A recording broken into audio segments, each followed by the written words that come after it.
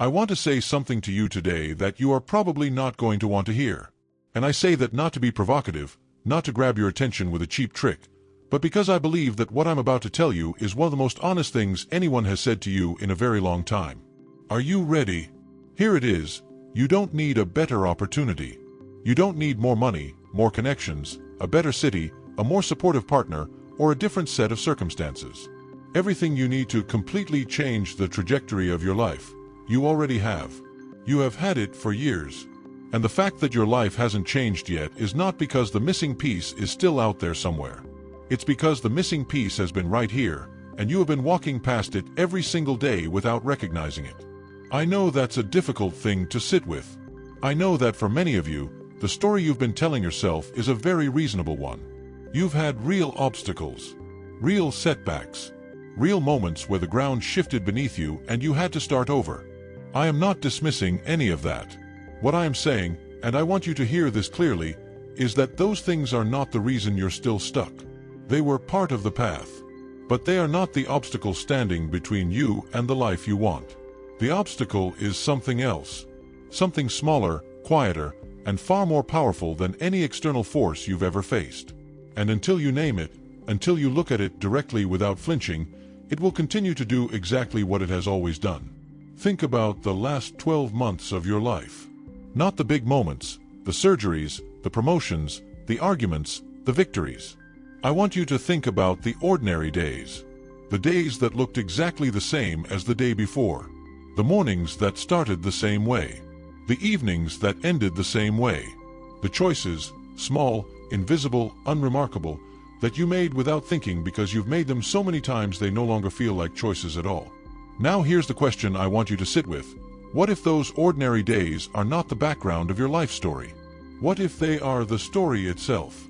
What if the life you are living right now is not a waiting room for the real life, but the real life, unfolding in real time, shaped entirely by what you do with those invisible hours? What if the reason some people transform their lives completely, not in a single dramatic moment but slowly, quietly, over months and years, is not because they got lucky, not because they had access to something you don't, but because they understood something about those ordinary days that you haven't understood yet? What if success, real, lasting, meaningful success, is not hiding in a seminar, a book, a business idea, or a conversation with the right person? What if it's hiding somewhere much closer than that? Somewhere so close that most people never think to look? I want you to stay with me, because by the end of this conversation, you are going to see your daily life in a way you have never seen it before. And once you see it this way, you cannot unsee it. Let me push a little further, because I think you deserve more than a comfortable idea today. Most people who feel stuck, genuinely, chronically, frustratingly stuck, do not lack intelligence. They do not lack desire. They do not lack the ability to envision a different future. What they lack is a clear understanding of the mechanism that produces change. They believe, at some level, that change is something that happens to you. A stroke of luck. A perfect moment. A sudden surge of motivation powerful enough to override the gravitational pull of the old life. And so they wait. They wait for the feeling. They wait for the sign. They wait for conditions to improve. And the weeks become months, and the months become years, and the waiting begins to look indistinguishable from the life itself. And here is the cruelest part of that story. While they are waiting, life is happening anyway. The days are passing. The body is aging. The window, not closed, not locked, but narrowing with every season, continues to narrow. And the person watching from behind the glass, still waiting for the right moment to climb through, grows a little more tired, a little more resigned, a little more certain that the window was never really meant for them. I am here today because I refuse to let that be your story. Not because I have something magical to offer you, but because the truth, the plain, unglamorous, profoundly hopeful truth, is that the window is still open. And what I want to show you today is not how to leap through it dramatically. I want to show you how to step through it quietly, on an ordinary Tuesday morning, when nobody is watching. Because that is how it actually happens. Consider this: every person you have ever admired, every person whose life, whose discipline, whose results you have looked at and felt a mixture of inspiration and quiet envy, every single one of them has had days that looked exactly like yours. Days where the alarm went off and the pull of comfort was stronger than the pull of purpose. Days where the plan fell apart before noon. Days where everything they were trying to build felt fragile and uncertain and possibly foolish. The difference between them and someone who never builds anything is not that those days didn't happen. The difference is what they did in those days anyway. Not heroically, not dramatically, just consistently. They showed up. They did the next small thing, and then the next. And over time, that accumulation became the life you're looking at and admiring from the outside. I want to be clear about something before we go any deeper, because I think clarity here matters enormously. I am not talking about working harder. I am not telling you that the answer is to add more to an already overwhelming life, to sacrifice more sleep, to grind through more hours at the expense of your health or your relationships or your peace of mind. That is not the message. The message is almost the opposite of that. The message is about working differently, about becoming intentional with the hours you already have, about recognizing that buried inside the structure of your current days are pockets of time and energy that are currently being consumed by things that serve neither your present nor your future, and that redirecting even a fraction of that time and energy, consistently, towards something that matters, produces results that are completely disproportionate to the effort involved. There is a concept that I return to often, and I want to introduce it here because it will become important as we move through this conversation. The concept is this: the quality of your life is determined not by the peak moments, but by the baseline. Not by the best day you have each year, the vacation, the celebration, the breakthrough, but by what your average day looks like. Because your average day is what actually constitutes your life. 80–90% of the days you will ever live are average days. Days that will not appear in the highlight reel. Days that are not particularly difficult or particularly joyful, just ordinary. And the person who has designed their average day with intention, who has built into even their most unremarkable Tuesday a thread of meaning, a movement toward something, that person lives a fundamentally different life from the person whose average day is simply what happened when nothing else was planned. So I am asking you today, not as a challenge, not as a condemnation, but as a genuine and urgent invitation, to look at your average day. To look at the structure of your ordinary hours with the kind of honest attention you might give to a financial statement or a medical report.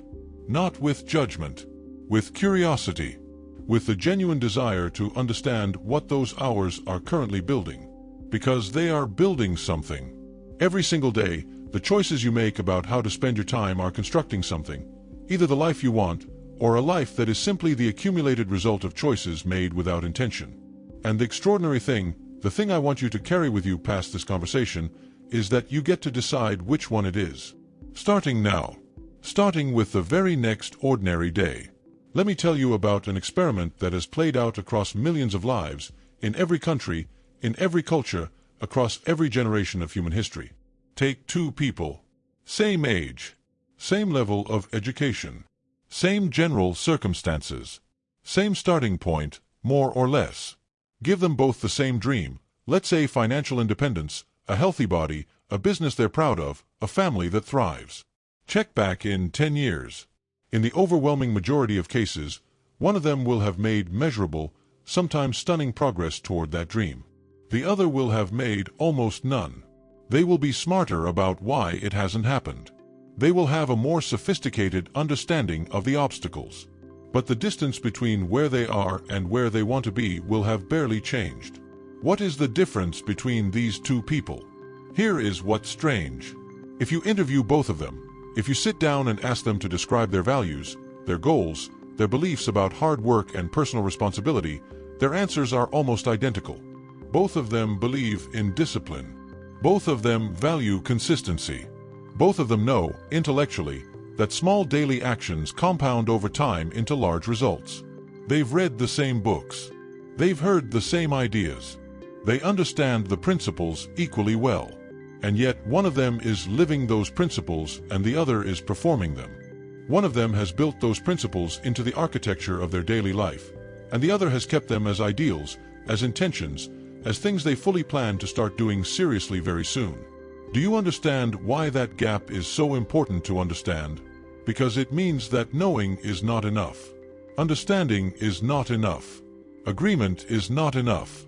Something else is required. And most people never figure out what that something else is.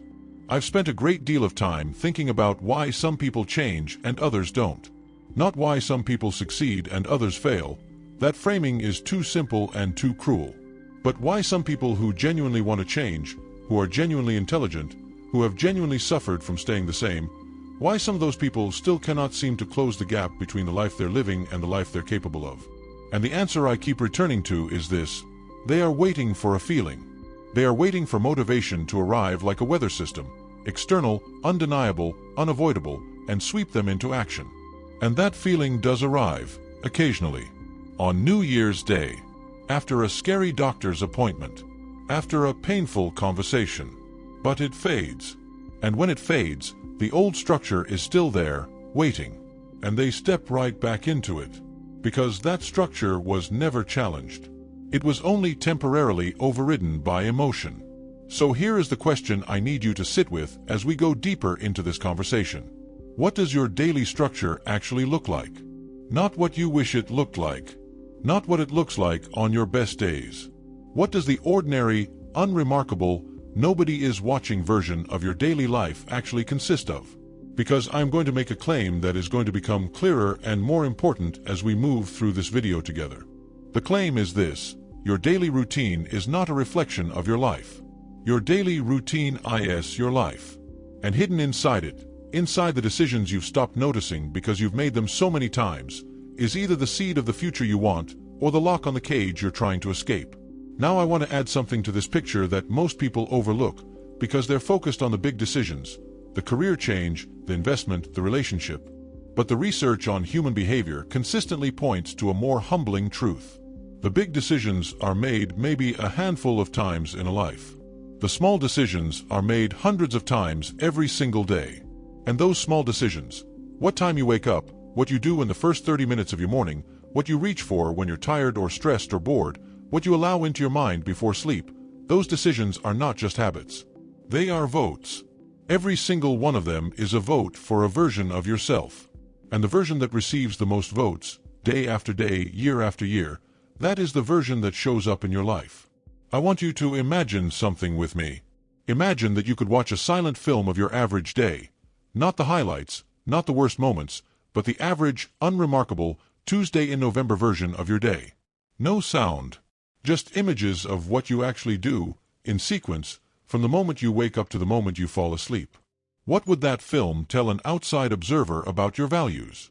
About what you believe is possible for your life? About the kind of person you are in the process of becoming? Because here is the uncomfortable truth. That film is more honest than anything you would ever say about yourself in a job interview, a first date, or a conversation with your children. Your actions. So, if we examine this first term on the left, we see it directly corresponds to the expression on the right. And right now, whether you realize it or not, you are writing it every single day. Let me add another layer to this, because I think it is one of the most important things I will say in this entire conversation. The relationship between your daily routine and your sense of self-worth is not a one-way street. We tend to think that self-worth is something you develop first, and then it influences your behavior. We tell ourselves, when I feel better about myself, I'll start taking better care of myself. When I feel more confident, I'll start pursuing the things I really want. But this is backwards. Profoundly, consequentially backwards. Self-worth is not the prerequisite to disciplined daily action. It is the result of it. Every time you keep a commitment to yourself, no matter how small, your brain registers that you are a person who can be trusted. A person who follows through.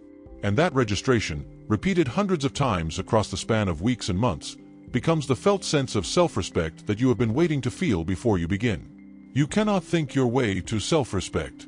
You can only act your way there. Now, I know there are people watching this who have heard versions of this message before, who have read the books, attended the seminars, listened to the podcasts, and come away genuinely inspired, only to find themselves, weeks later, back in the same patterns, wondering what went wrong. And I want to speak to that experience directly, because I think it deserves a better explanation than simply, you didn't try hard enough. What goes wrong, almost always, is this: the inspiration changes what you think but not what you do in the first hour of the day. The insight is real. The motivation is genuine. But it lands in a context, a daily structure, that hasn't been adjusted to support it. And so the old structure absorbs it, like water into dry ground, and within days the surface looks exactly as it did before. The answer is not more inspiration. The answer is structural change. Small, specific, non-negotiable adjustments to the daily architecture that make the new behavior easier and the old behavior slightly harder. So here is the deeper question, the one we are finally ready to sit with together. What would it mean for your daily life to be in genuine alignment with the person you say you want to become? Not perfect alignment, that is an ideal, not a destination. But honest alignment. A daily structure that, when you watch that silent film, reflects the values you actually hold rather than the habits that accumulated when you weren't paying attention. What would the first hour of that day look like? What would the last 30 minutes look like? What one or two anchors, small, specific, daily practices, would that person perform without negotiating, without waiting for the right mood, without postponing until a less complicated week? That is the design question. And the rest of this conversation is going to help you answer it. Let me tell you about a woman I'll call Margaret. Margaret is 51 years old. She is sharp, warm, funny, and deeply capable. She has raised 2 children largely on her own, managed a household through financial crises that would have broken most people, and maintained a level of grace and humor under pressure that most people couldn't manage. By any honest measure, Margaret is extraordinary. But Margaret does not feel extraordinary. Margaret feels behind. She feels like somewhere around her late 30s, the train of her own life left without her, and she's been running alongside it ever since, close enough to see it, not quite able to climb aboard. She has a dream, a small business she's been planning for 6 years. The idea is solid. The market is there. She has the skills. But every morning, Margaret wakes up, moves through the same sequence of actions she has performed for years, arrives at the evening exhausted, and tells herself she'll start working on the business tomorrow. Tomorrow has been arriving for 6 years. What is happening to Margaret is not laziness. It is not lack of ambition. It is not even lack of time, though that's what she would tell you. What is happening to Margaret is that she has a dream that lives in her future and a routine that belongs entirely to her past. Her daily structure was built for a different version of her life, a version that no longer fits who she's become or what she wants. But she has never deliberately redesigned that structure. She has never sat down and asked herself, what does a day in the life of the person I am trying to become actually look like? She has been hoping that the motivation to change will somehow override the gravity of the old structure. And I want you to understand something about that hope, because it is a hope shared by millions of people. Motivation is real. It is powerful. But it is not a construction crew. It is a spark. And a spark without structure does not build a house. It just lights and fades and leaves you standing in the same empty lot, holding a match. If you are between 40 and 65 years old and you are watching this video, I want to speak to something that I think you understand at a very deep level. At this stage of life, time feels different than it did at 25. The horizon is not infinite anymore. You are not just playing a long game with unlimited room for error and course correction. There is a weight to the years that have passed, not just the weight of regret, though that may be there too, but the weight of accumulated choices. Choices that have shaped your health, your finances, your relationships, your sense of identity. And somewhere in the middle of that weight, many people arrive at a crossroads that nobody warned them about. They start to wonder whether the life they have is actually the life they chose, or whether it's a life that simply accumulated around them while they were busy surviving. That question, did I choose this life or did it just happen to me, is one of the most important questions a person can ask. And the answer, for most people, is somewhere in the middle. You made choices, but you also made them largely unconsciously, driven by habit and circumstance and the path of least resistance. And here is what I want you to understand. That is not a condemnation of who you are. It is simply an honest description of how human beings work. We are creatures of habit, of pattern, of routine. We do not reinvent ourselves every morning. We follow the groove. The question is not whether you have been following grooves. Of course you have, we all have. The question is whether the grooves you're following are taking you somewhere you actually want to go. And if the honest answer is no, if somewhere in your chest as you sit with that question something tightens, then what comes next is not shame. What comes next is a decision. I want to speak to the particular loneliness of this experience. Because one of the things that makes it so difficult is that it's almost entirely invisible. You go to work. You come home. You function. You contribute. From the outside, your life may look perfectly reasonable, maybe even admirable. But inside, in the private conversation you have with yourself in the car, in the shower, in the quiet minutes before sleep, there is a gap. A gap between the life you're living and the life you sense you're capable of. And that gap does not announce itself loudly. It whispers. It surfaces in the form of a vague dissatisfaction when Monday morning arrives. In the form of a pang when you hear about someone else's success in an area where you once had your own ambitions. In the form of a tiredness that is not quite physical, a tiredness of having the same internal conversation about what you're going to do differently without the conversation ever producing anything different. That whisper is not your enemy. I want you to understand that clearly. That whisper is not evidence that something is wrong with you. It is evidence that something is right with you. It means the part of you that knows what you're capable of has not given up. It means that despite the years, despite the accumulated weight of deferred dreams and adjusted expectations, there is still a voice inside you that hasn't accepted the smaller version of the story. And that voice, quiet as it has become, patient as it has had to be, is the most important voice in the room. Not the voice of obligation. Not the voice of habit. Not the voice that says this is just how things are now. The voice that says, not yet. Not quite. There is still something here. That voice is telling you the truth. I want to talk about something that happens to almost everyone in their 40s and 50s that doesn't get discussed openly enough. The slow, quiet renegotiation of expectations. It begins almost imperceptibly. A dream that once felt urgent becomes something you describe with a resigned half-smile as something you always wanted to do. An ambition that once drove you becomes a theoretical preference, someday attached to nothing concrete. And this renegotiation is often framed as maturity, as wisdom, as the natural settling into reality that comes with experience. But I want to gently challenge that framing, because I think it is sometimes accurate and sometimes a very sophisticated form of self-protection.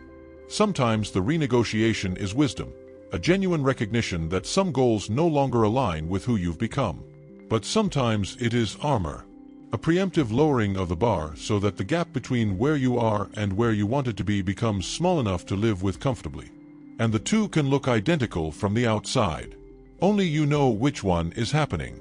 Let me ask you a question that I want you to answer honestly, not for me but for yourself. When you think about the things you have quietly renegotiated, the dreams you've adjusted downward, the ambitions you filed away under not realistic, how many of them were genuinely outgrown? How many of them stopped mattering because you actually evolved beyond them, because your values shifted and the old goal no longer fit the person you became? And how many of them were filed away because the path toward them required something daily, something consistent, something that your current routine had no room for, and rather than redesign the routine, it was easier to redesign the dream? That is not a comfortable question, but it is an important one, because the answer tells you something about where the real work needs to happen. Not in the reimagining of the goal, in the redesigning of the day. There is a specific moment that I think many people in this audience will recognize. It usually happens sometime in the mid-40s, though it can come earlier or later. It is the moment when you realize, with a clarity that is almost physical, that the future is no longer as abstract as it once was. When you were 25, the future was this vast, hazy territory with unlimited room for course correction and reinvention. You could afford to be careless with your years because there were so many of them. But at 45, at 50, at 55, the future has a different texture. It is more specific. The horizon is closer. You can see, more or less, where the trajectory you're currently on is likely to take you. And for many people, what they see in that moment is uncomfortable. Not catastrophic, just not what they intended. Not the life they pictured when they were 25 and full of conviction. And the question that moment asks, quietly, without drama, is whether they are willing to change the trajectory. Not the destination. The daily trajectory. The small, consistent direction of each ordinary day. I want you to know something about that moment of clarity. It is a gift. Not a comfortable one, but a gift. Because most people never receive it. Or they receive it and immediately look away, distract themselves, find something urgent to attend to. The ones who let that moment land, who sit in it, who feel the full weight of it without running, are the ones who are capable of genuine change. Not because the moment itself changes anything, but because it asks the right question. And a person who is holding the right question is already moving, even if they don't yet know in what direction. You are here today, watching this, which tells me something. It tells me you are the kind of person who doesn't look away, and that, more than any strategy or system I could offer you, is the beginning of everything. There is a particular kind of pain that comes with being a capable person who is not living up to their capability. It is different from the pain of genuine hardship. It is different from the pain of loss or illness or injustice. It is a subtler pain, quieter, more private, and in many ways more corrosive. It is the pain of knowing what you're capable of and watching yourself consistently fall short of it. Of having a conversation with someone about their business and realizing that you could do that. You've always been able to do that, and yet somehow you haven't. Of going to bed for the 400th night in a row with the same unfinished dream still sitting in the same corner of your mind where you put it months ago. That pain is not weakness. It is information. It is your own higher self trying to get your attention. And it deserves to be taken seriously rather than managed, numbed, or explained away. Most people respond to that pain in one of two ways. The first response is avoidance. You get busy. You find things to fill the hours. You watch another show, scroll through another feed, attend to another obligation that may or may not actually require your attention. You keep the pain at arm's length by keeping yourself at arm's length from the thing that would actually address it. The second response, and this one is more insidious because it looks like progress, is planning. You make a new plan. You buy a new journal. You create a new schedule. You feel the brief, genuine surge of motivation that comes with a new beginning. And then, because the plan is not yet connected to a new daily structure, it fades. And you're back where you started, but now you have one more failed attempt filed quietly in the cabinet of things you don't talk about. And over time, the weight of that cabinet begins to affect your belief in yourself in ways that are difficult to reverse. I want to tell you about a man I'll call David. David is 58. He has tried to start a side business 11 times in the last 15 years. Not the same business 11 times, 11 different ideas, each one genuinely promising, each one abandoned before it had a real chance to breathe. David is not undisciplined in the rest of his life. He goes to work reliably. He pays his bills on time. He shows up for his family without being asked. But the dream, the thing that would require him to build new daily behaviors, to carve new time out of an already full day, to show up for himself with the same reliability he shows up for everyone else, that has always been the thing that doesn't quite happen. And when you ask David about it, he doesn't make excuses. He shrugs and says, with a kind of tired humor, that he just can't seem to get out of his own way. What he is describing is a man whose reliability to others has been built into the structure of his days, but whose reliability to himself has never been given that same structural support. His commitment to others is environmental. His commitment to himself is purely motivational. And motivation, as we've established, is not enough. Here is something I need you to really hear. Your routine is not neutral. It is not simply a collection of things you do. It is a statement. It is an argument, made in action rather than words, about what you believe is possible for your life. Every morning you wake up and follow the same sequence of behaviors, you are casting a vote. Not for a politician, for an identity.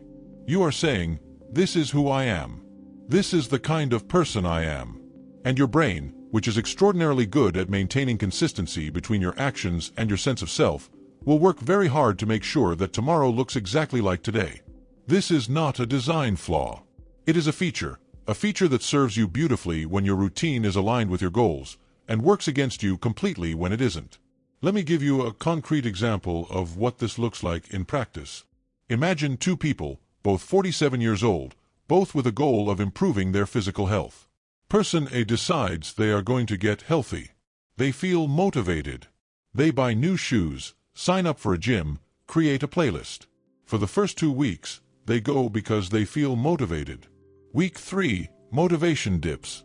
Life gets busy. They miss a session. Then another.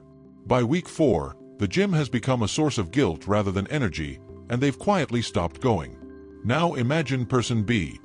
Person B does not announce a goal. They simply decide that every morning, before they shower, they will do 10 minutes of movement, stretching, walking in place, whatever they can manage. 10 minutes. Non-negotiable, but also non-heroic. By week 4, person B has not transformed their body. But they have done something far more important. They have voted 28 times for the identity of someone who moves every day. And that identity, once established, becomes its own momentum. I want to say something about the years that feel lost. About the gap between where you thought you would be at this age and where you actually are. Because I know that for many people watching this, that gap is not a small, comfortable thing. It is a wound. It is the place where the dream of who you were going to be lives alongside the reality of who you became, and where those two versions of yourself are not yet fully reconciled. And I want to speak to that wound with complete honesty. You cannot go back. The years that have passed are not recoverable. But here is what I also know to be true. The years that remain are not a consolation prize. They are not the leftovers of a life that didn't go according to plan. They are a full and complete opportunity. Because you know now what you didn't know then. You have lived enough of the story to understand what actually matters. And that knowledge, paired with a deliberate daily practice, is not a disadvantage. It is arguably the most powerful starting point that exists. I want to introduce you to an idea that I think has the potential to change the way you relate to your own daily life permanently. The idea is this: you are always in training. Not training for a specific event. Not training for a competition or a performance or a deadline. Simply in training. In the same way that a craftsman who picks up their tools each morning is not just completing a task but deepening a skill. Every day, through every choice, you are training yourself to be a particular kind of person. You are training your attention. You are training your resilience. You are training your capacity for focus, for patience, for follow-through. And the training happens whether you intend it or not. The only question is what you are training yourself for. The person who spends their evenings in passive consumption is in training. The person who spends 30 of those same minutes in deliberate practice is also in training. Both are becoming more fully themselves. The question is which self they are becoming. Here is where most self-improvement advice leaves you, and I want to be honest about the gap it creates. The advice says, do these things, build these habits, follow this system. And the advice is often correct. The practices it recommends are genuinely valuable. But it rarely addresses the deeper question. Why do people who understand all of this, who agree with all of this, who have tried all of this, why do they still find themselves, 2 months later, back in the old patterns? And the answer is identity, not habit.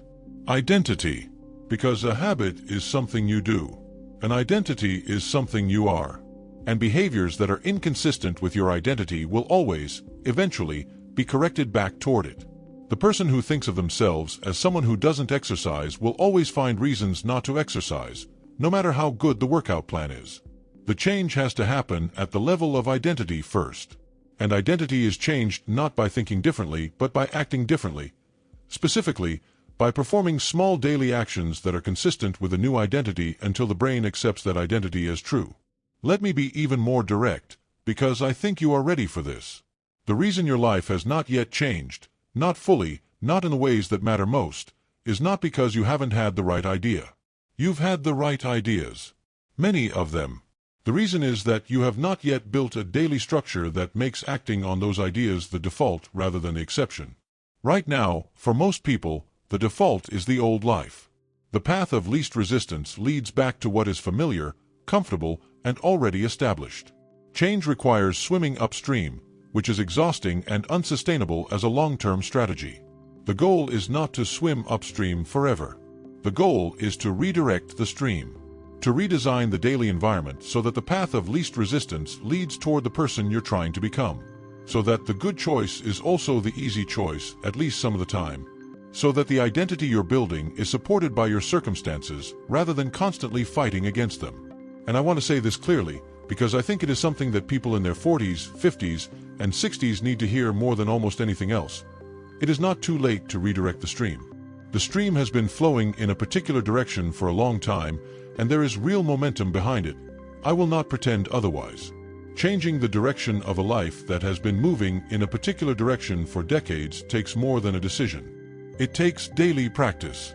It takes patience with the slowness of the process. It takes the willingness to trust that small consistent actions are doing their work even on the days when the results are invisible. But the stream can be redirected. People do it every day. People older than you, with less education, fewer resources, more complicated circumstances. The mechanism is not mysterious. It is available to you right now. And we are about to talk about exactly what it looks like. The answer begins with a reframe so simple that when I tell it to you, part of you is going to resist it. Part of you is going to think, that can't be it. That's too small, too ordinary, too unglamorous to be the answer to something as large as the gap between the life I have and the life I want. And I understand that resistance. We have been trained, by culture, by advertising, by the stories we tell about extraordinary people, to believe that transformation requires extraordinary input. A dramatic moment, a rock bottom, a mentor who appears at exactly the right time, an idea so brilliant it cannot be ignored. But here is what the evidence of actual human lives consistently shows. Transformation is almost never the result of extraordinary input. It is almost always the result of ordinary input, applied with extraordinary consistency. And the reason most people never reach it is not because they lack the ability to perform extraordinary actions. It is because they have never truly understood the power of ordinary ones. Think about what actually builds a strong body. Not a dramatic week of heroic effort, 1,000 unremarkable mornings where someone got up and moved. Think about what actually builds financial security. Not a single brilliant investment, 1,000 quiet decisions to spend less than was earned and put the difference somewhere it could grow.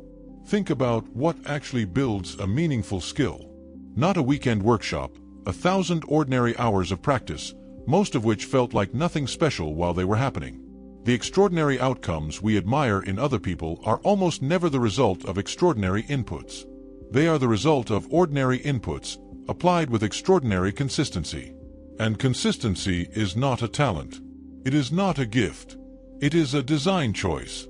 It is something you build deliberately into the architecture of your days, not by waiting for the motivation to do it, but by engineering your environment so that the right action is also the easiest action. Now I want to give you something practical. Something you can actually use, starting tomorrow morning. Not a 10-step program. Not a complete life overhaul. One question. A single question that I want you to ask yourself every morning before the day takes over. The question is this: what is the one action I could take today that would move me 1 inch closer to the person I am trying to become? Not a mile. Not a transformation. 1 inch. And then, and this is the critical part, you do that thing before you do anything else that isn't urgent. Before the email. Before the news. Before the scroll. You do that 1 inch of movement first. Because what you do first in a day is not just a task, it is a declaration. It is you telling your own brain, your own sense of identity, your own understanding of who you are, this matters. This person I am becoming, they matter enough to be first. Let me explain why this works, because it's important to understand the mechanism and not just follow the instruction. When you consistently perform an action, especially early in the day, especially before the noise of the world has fully arrived, your brain begins to associate that action with your identity. Not with your goals. Not with your future. With who you are right now. And identity is the most powerful driver of behavior that exists. When you think of yourself as someone who exercises, you exercise even on the days you don't feel like it, because not exercising would feel inconsistent with who you are. When you think of yourself as someone who reads, you find time to read even in busy weeks. The goal is not to build a habit. The goal is to build an identity. And the daily routine is how you build it.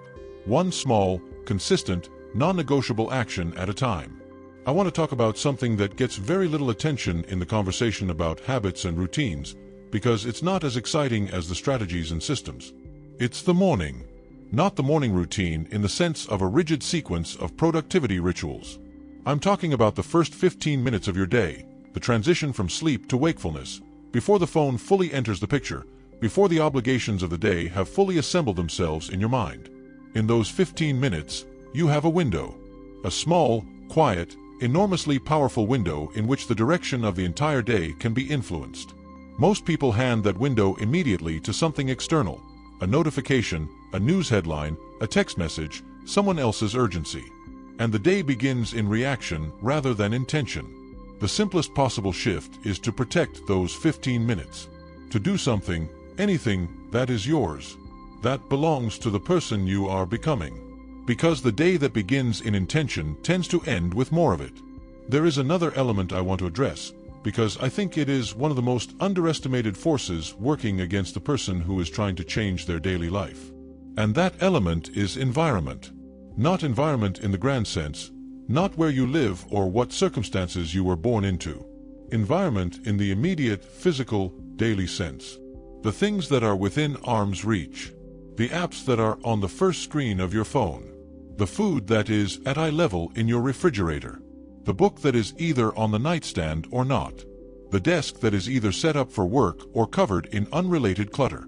We dramatically overestimate our ability to overcome our immediate environment through willpower, and we dramatically underestimate how much our immediate environment shapes our behavior without our ever noticing it. The person who keeps a glass of water on the desk drinks more water. The person who puts the running shoes next to the bed is more likely to go for a run. None of these things require heroic discipline. They require design. I want to speak about time in a way that might feel uncomfortable but that I believe is necessary. Many people say they don't have time to build new daily practices. They are genuinely, legitimately busy. I understand that. I am not dismissing the reality of full lives and competing obligations. But I want to offer a different way of looking at the time question. It is not, do I have time? It is, what is my time currently building? Because your time is always building something. Every hour of your day is going somewhere, toward someone's agenda, toward someone's content, toward some form of activity. The question is not whether you have hours to spare. It is whether any of those hours are currently directed toward the person you say you want to become. And for most people, if they looked honestly, there are pockets of time in the daily structure, small pockets, 30 minutes here, 20 minutes there, that are currently going toward things that produce nothing lasting. Not because those things are wrong, but because they accumulated by default rather than by design. I want to address the fear that often arises at this point in a conversation like this one. The fear that says, if I commit to this, I might fail again. I've tried before. I've made plans before. I've started before. And I know how that story ends. And I want to speak directly to that fear, because it is real and it deserves respect. But I also want to offer you this. The version of yourself that failed those previous attempts was working without the understanding you now have. That version was relying on motivation rather than structure. Was trying to change behavior without first addressing identity. Was attempting to sustain new practices in an environment designed for the old ones. That is not a personal failing. That is a structural problem. And structural problems have structural solutions. What you are building this time is not another motivational surge that will fade. You are building a foundation. Quietly. Daily. In a way that is designed to outlast the days when you don't feel like showing up. Because you won't always feel like it. And that's all right. The structure will carry you through those days. There is a word that I want to leave you with as we move into the final part of this conversation. The word is compound. You understand this word in the financial sense. The way that interest earns interest, the way that small consistent returns, accumulated over time, produce outcomes that dwarf what any single large return could achieve. I want you to apply that same understanding to your daily actions. Every morning you show up for the practice you've committed to, you are earning a return. Not a large one. Not a visible one. But a real one. And that return earns its own return tomorrow. And the day after that. And the compound effect of this process, sustained over months and years, is not merely the sum of the individual days. It is something geometrically larger. It is a transformed life. A transformed identity. A person who, looking back, can barely recognize the daily structure they once inhabited, not because a dramatic event changed everything, but because 1,000 quiet mornings, each one ordinary, each one barely worth mentioning, accumulated into something that took the breath away. I want to come back to Margaret for a moment. Because her story doesn't end at 51, sitting at the kitchen table with a 6-year-old dream. At 52, Margaret did something that required no special talent, no dramatic sacrifice, no perfect moment. She decided that every morning, before she did anything for anyone else, she would spend 30 minutes on her business. Not 2 hours. Not a heroic block of focused deep work. 30 minutes. She set an alarm 30 minutes earlier than usual. She made coffee. She sat down. And she worked. Some mornings it felt productive. Many mornings it felt slow and uncertain and small. But she showed up. Every day. For 30 minutes. And at the end of 12 months, she had something she had never had in the previous 6 years. A business that actually existed. Not just in her mind, in the world. Clients. Revenue. A website. A set of skills she had deepened through practice. And the version of herself that she had been quietly building in those 30-minute mornings had arrived, almost without her noticing, until one day she looked up and realized she was already there.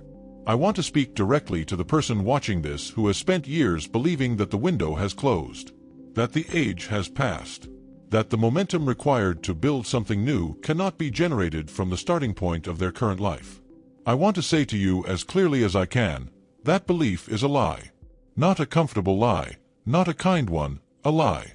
Because the daily routine does not care how old you are. The compounding effect of consistent action does not check your birth certificate. A person who begins a new daily practice at 55 and maintains it for 10 years will, at 65, stand in a place that is almost unrecognizable from where they began. Not because 10 years is a long time. Because 10 years of daily, intentional action is an almost incomprehensible amount of force applied in a single direction. And the world does not resist that force. It eventually yields to it. Here is what I want you to walk away with today. Not a system. Not a formula.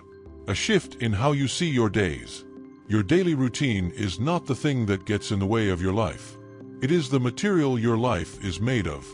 Every single day, you are given 24 hours, and what you do with those hours, the small, invisible, habitual choices that fill them, is the most honest possible expression of what you actually value. Not what you say you value.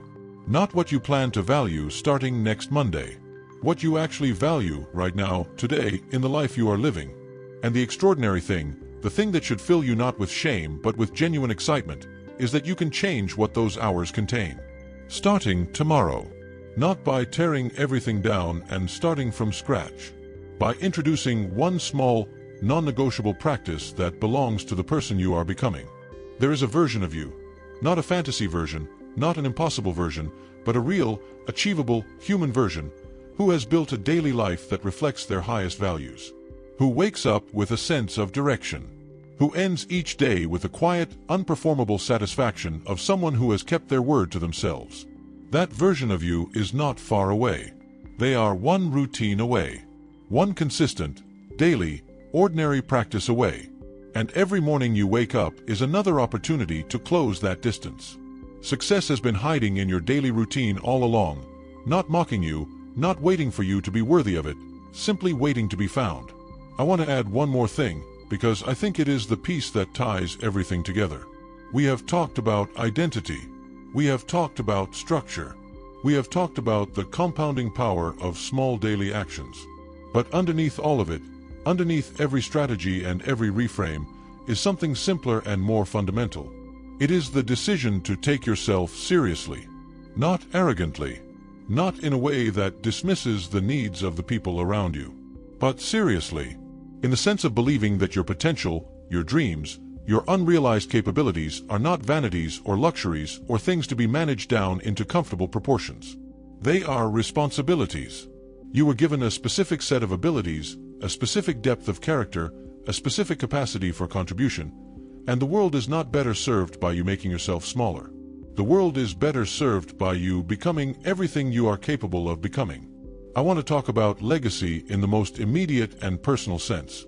Not what people will say at your funeral. That is too distant and too abstract to motivate behavior at 7 in the morning. I want to talk about the legacy you are building right now, in real time, in the daily example you set for the people who are watching you. Your children, if you have them, are not listening to what you say about discipline and hard work and the importance of following through. They are watching what you do. They are watching whether the person who tells them to finish what they start actually finishes what they start. They are watching whether the person who tells them that dreams are worth pursuing actually pursues their own. And the daily choices you make, the small, private, nobody-watching choices, are the most powerful parenting, the most powerful mentorship, the most powerful legacy you will ever offer them. Not your achievements. Your practices. I want to give you a simple framework to carry out of this conversation. 3 questions. Not a system, 3 questions. The first, what is the one daily practice that the best version of me would perform without negotiation? Not 5 practices. 1. The single most important anchor for the identity you are building. The second question, what in my current daily environment is making it harder than it needs to be to perform that practice? Because something is. There is always friction between the old structure and the new practice. Naming the friction is the first step to removing it. And the third question, what is one small change I can make to my environment today? Not next week, today, that would reduce that friction. Answer those 3 questions honestly. Write the answers down. And tomorrow morning, before the day takes over, perform the practice. That's it. That is the whole beginning. I'm going to say something now that I want you to remember on the days when the practice feels too small to matter. On the days when you sit down for your 30 minutes and nothing feels productive. On the days when you take your 10-minute walk and you're still tired afterward and you wonder whether any of this is actually working. I want you to remember this. The days when it is hardest to show up are the most important days to show up. Not because suffering produces results, but because showing up on a hard day is the most powerful vote you can cast for the identity you're building. Any system works on the good days. The character of the person you are becoming is forged on the difficult ones. Every time you show up when you don't feel like it, you are not just completing a task. You are proving to yourself, at the deepest, most private level, that you are the kind of person who can be counted on. And that proof, accumulated over time, becomes the foundation of a self-trust that nothing external can shake. I am going to ask you to do one thing before you go to sleep tonight. One thing. I want you to write down, not type, write, the answer to this question. Who is the person I am in the process of becoming? Not who I want to be someday. Who I am actively, currently, right now in the process of becoming. And then write down one daily action. One small, specific, repeatable action that person would perform. Just one. And tomorrow morning, before the noise arrives, before the obligations assemble, before the world makes its first demand of you, do that thing. Not because it will change everything immediately, but because it will change the vote. It will cast one vote, in the most honest and private election that exists, for the version of you that has been waiting patiently for exactly this moment. That is how it begins. Not with a roar. With a decision. Made quietly, on an ordinary morning, by someone who finally decided to stop walking past the thing they had been looking for. Success has been hiding in your daily routine all along. Not in a seminar, not in a breakthrough, not in the perfect moment that was always just around the corner. In the Tuesday mornings. In the before the world wakes up half hour. In the 10-minute walk and the page of writing and the quiet review of the day before sleep. In the 1,000 small, invisible, unglamorous choices that nobody applauds and nobody notices, but that, accumulated over the span of a life lived with intention, add up to something that takes your breath away. I hope today is the day you begin to find it. I hope this conversation has been the one that finally made the ordinary days look different. And if something stirred in you today, if a question rose to the surface that you haven't been able to shake, stay close. Because in the next video, we are going to talk about the single most important question a person can ask about their own life. The question that, once answered honestly, changes everything else. You will not want to miss it.